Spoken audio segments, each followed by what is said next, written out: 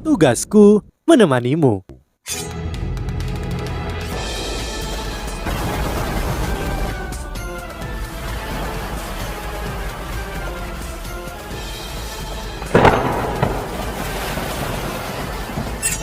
Hai sahabat Pasuk, kembali lagi bersama alur cerita versi novel Solen 2 Sekte Tang yang tak tertandingi. Jangan lupa like, subscribe, dan nyalakan tanda lonceng. Mari kita lanjutkan. Kier, mari kita bicara. Wang Dong-er menunjuk Wang Kier. Wang Kier mendapatkan kembali tatapan yang dingin dan serius dan duduk 5 meter di depan Wang Dong-er. Apa yang ingin kau bicarakan? Tentang seberapa besar dia mencintaimu? Wang Dong-er menggelengkan kepalanya dan berkata, bukan dia, mari kita bicara tentang kita. Mari kita bicara tentang tempat ini, tentang lembah cinta Yin Yang. Mata Wang Kier cerah dan dia berkata dengan mengejek, memang tidak perlu membicarakannya. Kau selalu menjadi pemenang baginya, apalagi yang bisa dibicarakan. Bahkan jika aku akan menghabisimu sekarang, apakah dia akan pernah jatuh cinta padaku? Jawabannya tidak. Meskipun aku tidak menghabiskan banyak waktu bersamanya dibanding denganmu, aku yakin dia tidak akan bersamaku bahkan setelah kau mati. Wang Dong-er mengerutkan alisnya.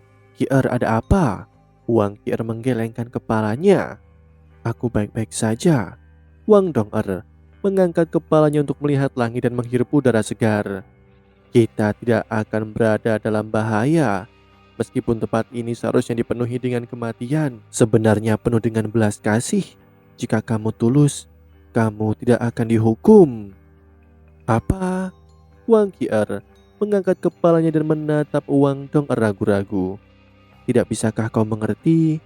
Wang Dong-er berkata dengan percaya diri. Itu berusaha membantu kita memperbaiki hubungan. Ini lembah peminta cinta Yin Yang, bukan lembah pemusnahan cinta Yin Yang. Itu hanya membenci mereka yang berpaling dari cinta. Itu terbukti dari masalah yang ditimbulkan kita. Kita hanya menyelamatkan orang. Kita tidak menghabisi orang. Itu sebabnya jelas bahwa ini adalah ujian apakah kita peduli satu sama lain. Wang Kier menjadi normal kembali. Lalu bagaimana kita meninggalkan tempat ini? Wang Dong-er menggelengkan kepalanya dan menjawab, aku juga tidak tahu. Mari kita pergi. Jika lembah cinta menguji kita, bagaimana mungkin dia tidak mengujinya?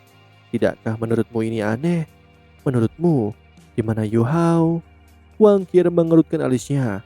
Kamu pintar dan tenang. Tapi Wang Dong-er tersenyum. Tidak ada tapi. Apa yang ada untuk dipamerkan di depan priamu? Dia adalah surgaku. 3 kata sederhana ini memberikan pukulan besar bagi Wang Kier. Dia menatap Wang Dong-er dengan bingung, tidak menanggapi selama beberapa waktu. Wang Dong-er merasa sedikit aneh ketika dia melihat ke belakang. Apakah aku salah? Tatapan Wang Kier tiba-tiba berubah lembut. Mungkin kamu benar. Ini mungkin juga alasan mengapa aku tidak akan pernah bisa dibandingkan denganmu di dalam hatinya. Wang Dong-er menggelengkan kepalanya dan berkata, kurasa tidak. Perbedaan antara kita hanya waktu bertemu. Aku hanya bertemu dengannya lebih dulu. Jadi aku berhasil menempati hatinya.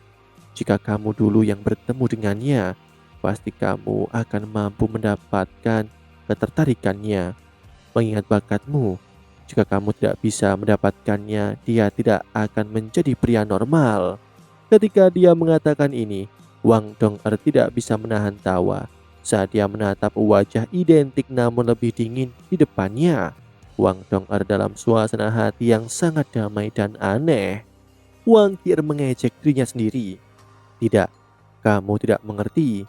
Sebenarnya aku sudah kalah di awal dan kalah di itu.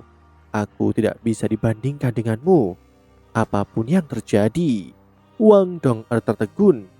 Saudari Kier, aku akan berpikir kamu adalah kakakku yang sudah lama hilang jika bukan karena fakta bahwa aku satu-satunya anak di keluargaku. Kita terlihat terlalu mirip. Wang Kier tiba-tiba menjadi gelisah. Mungkin aku salah, atau mungkin aku seharusnya tidak melakukan apa yang aku lakukan sejak awal.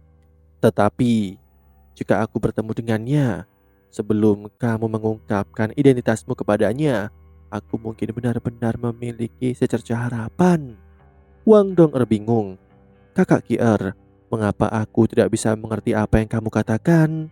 Wang Kier diam-diam menggelengkan kepalanya dan terus berbicara pada dirinya sendiri. Sebenarnya, itu juga karena aku tidak pernah mengerti hatiku sendiri. Akan lebih bagus jika aku melakukannya.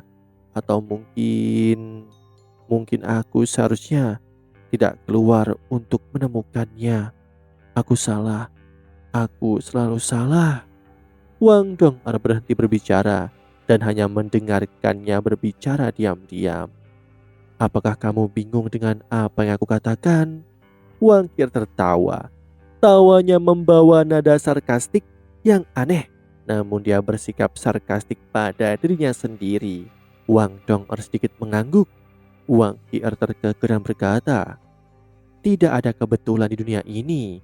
Apakah kamu benar-benar berpikir bahwa kita akan sangat mirip jika bahkan darah kita tidak berasal dari tempat yang sama? Tidakkah kamu berpikir bahwa aku terlihat seperti Dewi Cahaya yang dipegang di dalam hatinya?" Wang Dong'er bingung. "Kakak Kier, apa maksudmu?" Wang Kier berkata, "Penampilanku berasal darimu. Atau lebih tepatnya, itu datang dari proyeksimu yang tercetak paling dalam di hatinya. Dan yang ia penuhi dengan cinta. Itulah alasan mengapa aku mengubah diriku menjadi penampilan ini dan muncul di depannya. Namun, aku tidak berharap apa yang disebut kakak perempuan itu salah. Itu sebenarnya kamu. Proyeksi dalam hatinya ini sebenarnya mewakilimu ketika kamu tumbuh dewasa nanti." Wang Dong'er akhirnya tidak bisa tetap duduk lagi. Dia tiba-tiba berdiri dan menatap Wang Kier tertegun. "Kier, apa yang kau bicarakan? Kamu, apa maksudmu? Jadi kamu asli atau palsu?" Seringai Wang Kier semakin lebar saat dia berkata, "Kamu sudah meragukanku sejak awal. Apakah aku benar? Sebenarnya, itu tidak benar-benar palsu. Itu cukup nyata. Satu-satunya hal yang aku lakukan adalah menetapkan identitas ini. Apakah kamu tahu mengapa aku memberitahumu semua ini? Itu karena aku tiba-tiba merasa ingin menjadi egois sekali. Hari ini, hanya satu dari kita yang bisa hidup untuk melihatnya lagi. Jika aku bisa menghabisimu, aku mungkin punya kesempatan. Betapapun kecilnya bersamanya, aku masih bisa meyakinkan dia untuk menerima aku melalui kerja kerasku. Namun, jika aku tidak melakukan ini, aku tidak akan memiliki kesempatan sama sekali. Maaf Dong'er, aku hanya pernah mencintainya dalam hidupku. Saat aku jatuh cinta padanya adalah ketika dia mengabaikan segalanya dan menelan mata air es pamungkas dari mata air api pamungkas yang menyala-nyala. Tahukah kamu bahwa ia hampir mati setelah ia memetik rumput kerinduan patah hati untukmu? Aku menyelamatkannya karena ada rumput kerinduan patah hati di dekatnya yang aku petik untuknya. Aku memberikannya pada Yu Hao. Jika tidak, dia tidak akan bisa kembali hidup-hidup untuk melihatmu lagi. Ketika aku memetik rumput kerinduan patah hati untuknya, aku menyadari bahwa aku telah jatuh cinta padanya. Cinta adalah hal yang egois dan posesif. Dia mati untukmu di kehidupan masa lalunya. Kehidupan yang dia miliki sekarang diberikan kepadanya oleh bunga kerinduan patah hati yang kuambil. Dia seharusnya menjadi milikku. Aku mencintainya. Aku benar-benar mencintainya. Senyum Wang Qir berubah menjadi air mata. Ia terus duduk di tempatnya tetapi air mata sudah memenuhi wajahnya. Wang Dong'er terdiam saat melihat air mata Wang Qir, namun tidak ada kejutan atau permusuhan di matanya. Dia membungkuk ke Wang Qir. "Qir, terima kasih. Terima kasih telah membiarkan Yu Hao bertahan hidup. Jika bukan karenamu, dia akan mati untukku. Aku bisa merasakan cintamu padanya. Sangat tulus. Namun, aku memiliki gairah dan cinta yang sama untuknya. Kamu benar, atau lebih tepatnya lembah pertanyaan cinta yin yang ini benar. Dari kita berdua, hanya satu yang bisa tetap bersamanya. Tidak peduli siapa yang menang atau kalah, aku percaya bahwa kita berdua akan tetap memperlakukannya dengan baik dan mencintainya dengan baik. Aku hanya punya satu permintaan. Jika kamu menang, dan jika kamu bisa, silakan berubah menjadi aku untuk terus mencintainya. Aku tidak ingin dia meratapi kematianku. Bisakah kamu melakukannya? Air mata Wang Kier tiba-tiba berhenti mengalir dan dia menggelengkan kepalanya diam-diam. Transformasiku adalah final. Aku hanya bisa melakukannya sekali. Apalagi kamu adalah kamu dan aku adalah aku. Kamu adalah Wang Dong'er dan aku adalah Wang Kier. Aku ingin dia mencintaiku. Wang Dong'er bertanya, kalau begitu, jika aku mati, jangan katakan padanya bahwa aku mati. Katakan saja padanya bahwa aku hilang. Di masa depan, kamu harus mencintainya dan perlahan-lahan mentransfer cintamu kepadanya. Dan buat cinta dia padamu. Wang Kier membuka lebar matanya, pupil matanya melebar, dia meraung. Mengapa kamu mengatakan semua ini? Apakah kamu mencoba membuat tekadku goyah? Bermimpilah. Ketika dia berbicara, dia melompat dari tanah. Tombak naga emasnya langsung muncul di tangannya, berubah menjadi seberkas cahaya keemasan saat menebas ke arah Wang Dong'er. Namun Wang Dong'er tidak melawannya. Mengapa?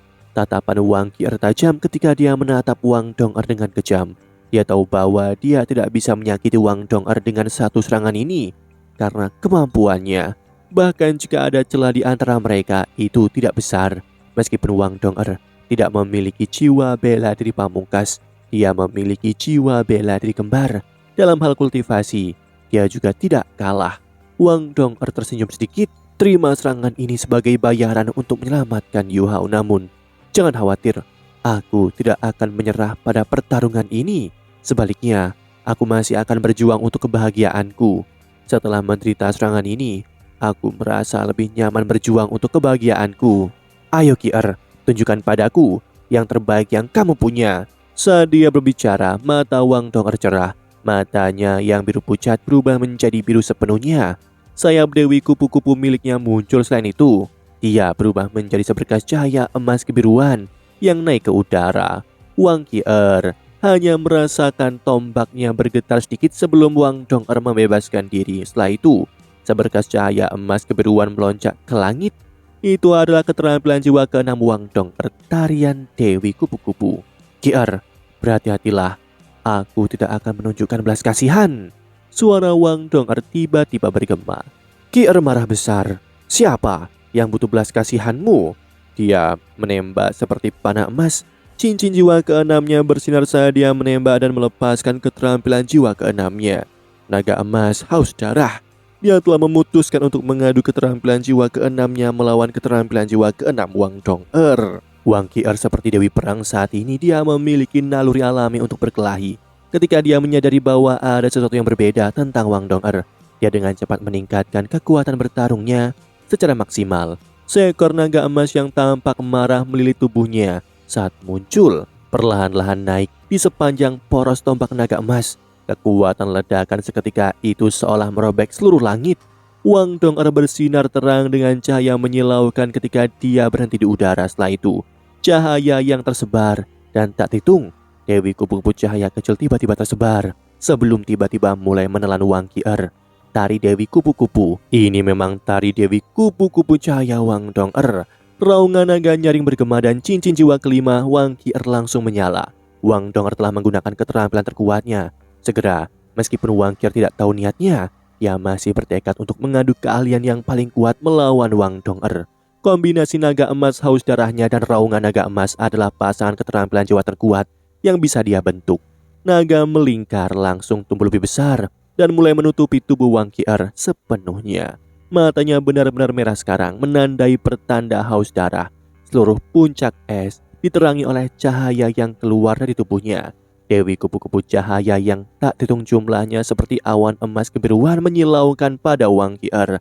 Sedangkan naga emas melingkar menyerbu ke arah Dong'er seolah-olah sedang mencari cahaya. Ketika kedua belah pihak bersentuhan satu sama lain, naga Wang Qi'er berhenti dan Dewi Kupu-Kupu Cahaya yang tak dihitung jumlahnya dengan lembut mengikutinya. Mereka tidak berbenturan dengan naga tetapi mendarat secara bertahap. Ini menggunakan kelembutan untuk menaklukkan kekuatan.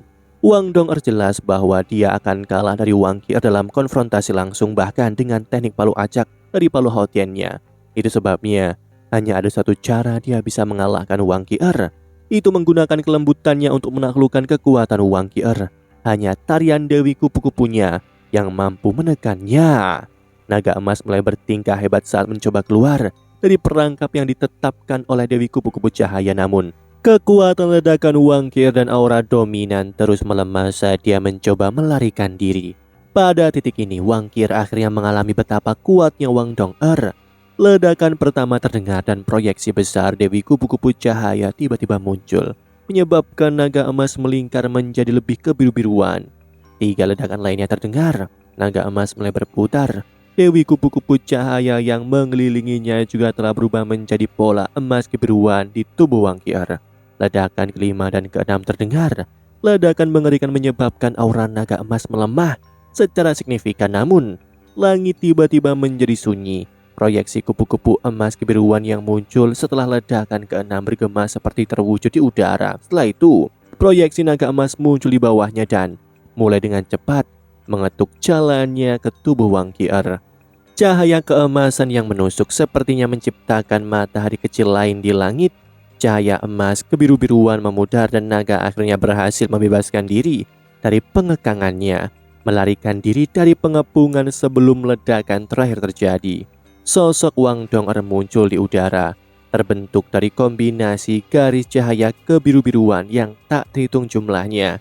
Dia juga melemah, namun cincin jiwa kelimanya juga menyala dan dia berubah emas transparan.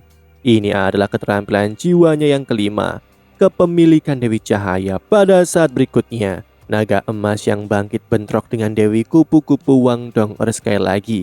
Kini Dewi Kupu-Kupu Wang Dong'er dan naga emas melingkar Wang Qi'er menghilang.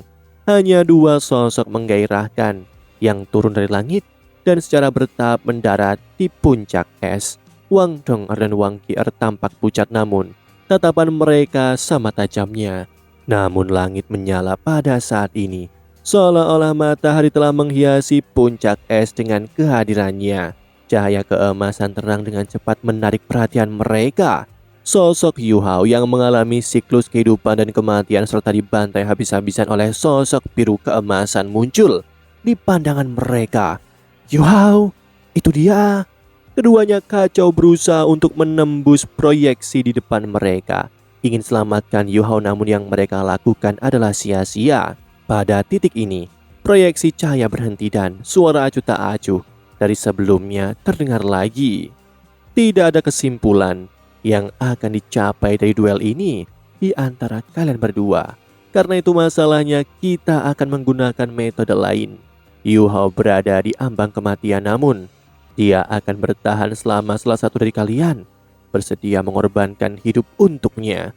Namun kalian harus ingat bahwa dia mungkin berakhir dengan orang lain jika dia selamat dan kalian mati. Kalian berdua akan memiliki 3 detik untuk memutuskannya. Di sisi Yu Hao, kini Yu Hao selamat. Yu Hao memfokuskan pandangannya. Pada titik ini, dia sudah pulih sepenuhnya. Meskipun dia tidak tahu apakah akan ada tes lagi untuknya atau apakah ini sudah berakhir, dia merasa sangat percaya diri. Bukan saja dia tidak memiliki rasa takut, dia malah bersemangat. Penyiksaan brutal yang dia alami bukanlah sia-sia. Kemampuan dan ketahanan mentalnya telah meningkat secara signifikan. Namun kakinya kini kembali lumpuh. Dia juga tidak bisa terhubung dengan cincinnya untuk melepaskan alat jiwa berbentuk manusianya. Pada titik ini, 2 sinar cahaya keemasan bersinar secara vertikal tidak jauh di depannya. 2 sosok perlahan menjadi jelas dan muncul di depannya. Itu adalah Dewa Bin dan Zulu, yang keduanya terluka parah. Zulu teracuni dengan parah. Dewa Bin berniat untuk memotong lengannya. Apapun keadaannya dan kondisinya, ia akan mencintainya, menikahinya, dan menjadi pemilik hatinya. Pengalamannya melewati ujian ketulusan dan berhasil, sangat berarti baginya. Pada titik ini, 2 sinar cahaya emas bersinar lagi. Yuha dengan cepat mengalihkan perhatiannya ke dua sinar cahaya itu. Kali ini dua orang yang muncul berada dalam keadaan yang sama sekali berbeda. Dari ketragisan yang menimpa Dewa Bin dan Zulu, kedua sosok ini saling berpelukan. Keduanya sangat bahagia. Sinar ketiga, sinar keempat, apakah kalian berdua baik-baik saja? Demikianlah kisah untuk kali ini. Sahabat Pasuk, jangan sedih, jangan bimbang, apalagi galau. Karena aku kan selalu menemanimu.